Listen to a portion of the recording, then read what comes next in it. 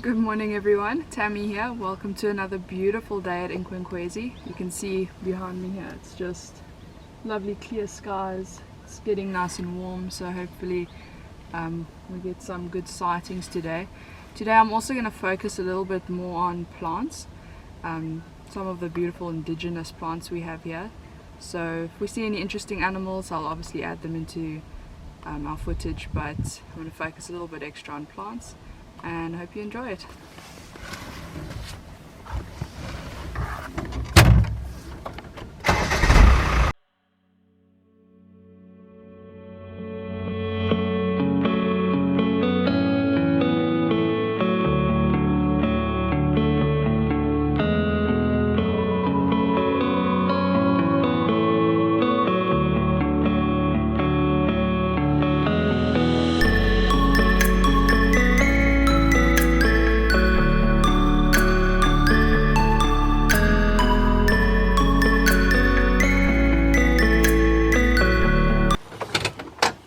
I just want to talk to you guys about this tree here on my right. There's actually another two of them just ahead of us. So there are these beautiful little fruits. Let me grab a few to show you a bit closer. So if you have a look over here, they've got quite an unusual fruit shape. You can see it looks like a little black kidney with a red shell around the top. It's quite fleshy. Now this tree is called a white pear. You can see it growing in between here, starting to fruit. Now they will fruit now in the late summer, close into going into winter. Now the white pear is actually one of the most common indigenous forest trees in South Africa. They actually make up between 3 to 9% of the entire Knysna forest, which is quite interesting. And you can find them growing from Cape Town all the way along the coast up towards Kenya. So it's quite a popular tree in forest. Now in a very dense forest situation they can grow up to 20 meters tall, but generally when it's semi-open like this they generally grow about 4 to 5 meters tall. Now what's quite interesting about them are the traditional uses.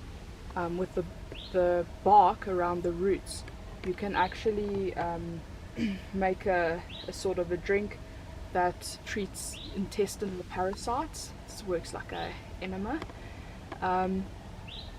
And you can actually take the leaves and make a solution from it to treat ear inflammation. Works quite well there. And you can actually make a sort of a porridge as well with the leaves, sort of like a spinach. You can add it into porridge as well. So the wood is also widely used. You can use it to make, it's used for wagon beams, wagon wheels, and yeah, it's just quite versatile. You can use it for furniture, fence posts and things like that as well. And it's quite a lovely tree to see around here.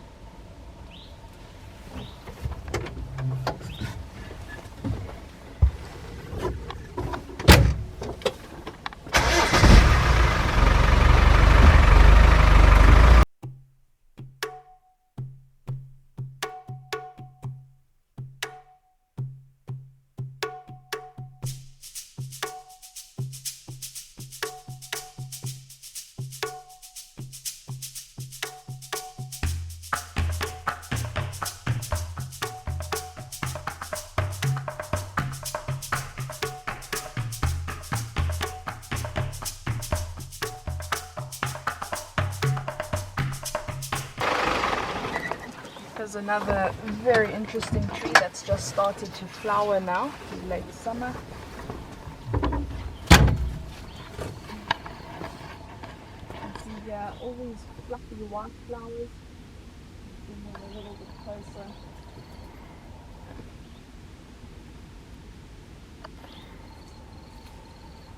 Now, this tree is called a coastal camphor bush. You see these flowers aren't opened yet. But if any of you do know camphor, it has a very strong and lovely smell. Even without crushing the leaves, the smell is just, oh, it's amazing. It's one of my favorite smells. Now, these trees have so many uses. I could stand here for hours and just talk about them all. but I'll just mention a few of the very common ones. Mostly because of the scent, you can actually put those fluffy flowers, you mix it with pillow stuffing and you put it in pillows, and it gives your lounge or wherever you've put them quite a lovely scent.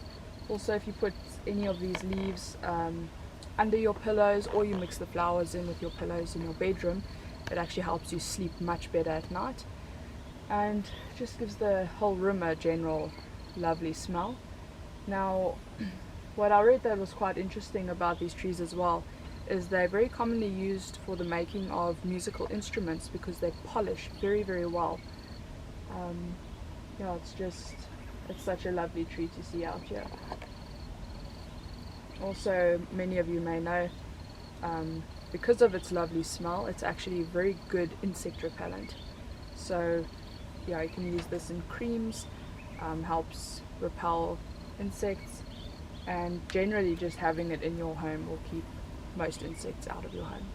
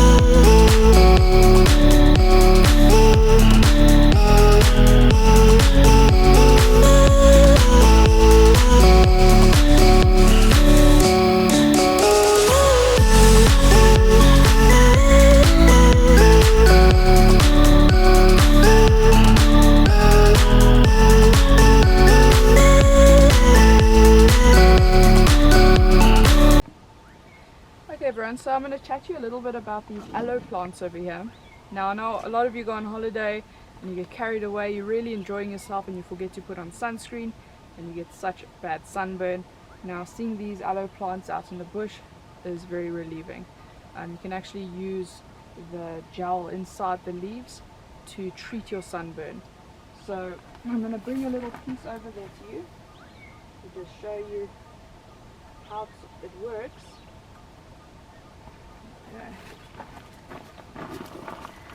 So you'll notice you've got this green outline and you've got this white gel inside.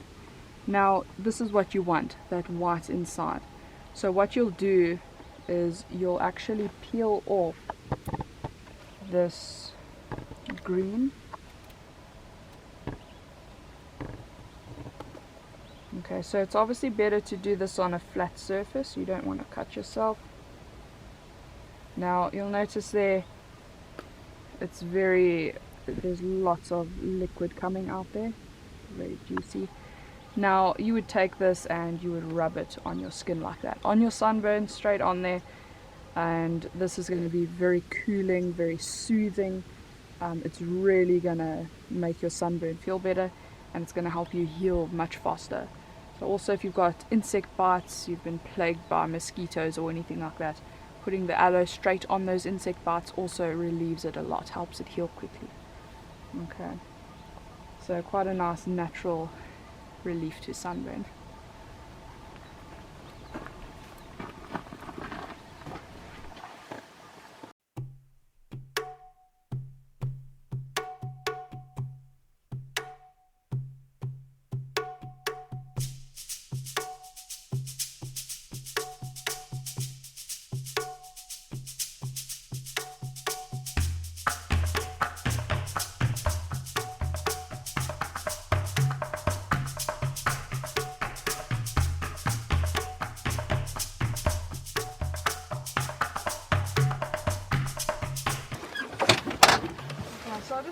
to you guys about these acacia trees we're starting to see out in the open. Now, acacia trees generally grow out in open areas. You'll see quite characteristic, they grow up and they're quite flat on the top. The specific species used to be called Acacia carew, but it's now called Vichilia carew. There has been a name change. Now, what's very interesting with acacia trees is they're actually quite handy trees to see around in the bush, because you can actually eat the leaves. You can make a spinach from it.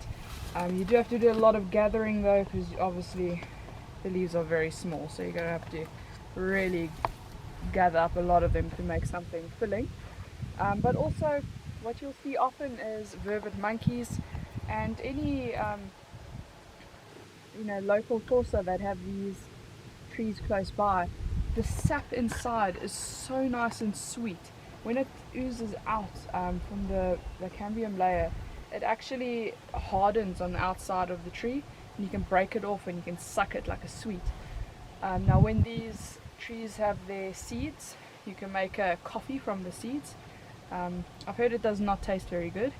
These leaves definitely don't taste great to me, but a lot of animals favor them. They're quite sweet, very nice. And also with the thorns on top, obviously acacia trees very characteristically have nice white thorns, as you can see here. There's a couple of thorns there. You can use them as sewing needles. You can actually strip the bark to make thread, make rope from them. If you boil up the roots, you can actually inhale that steam to treat a bad cough. So it's a very, very nice tree to have. Also, if you have a bad cut on your hand, you can make a pulp out of the leaves and you just cover it up with that pulp, and it actually speeds up that healing process. So it's also very, very handy. So this is going to conclude my videos for today. I hope you guys have a lovely day further, and we'll see you again soon.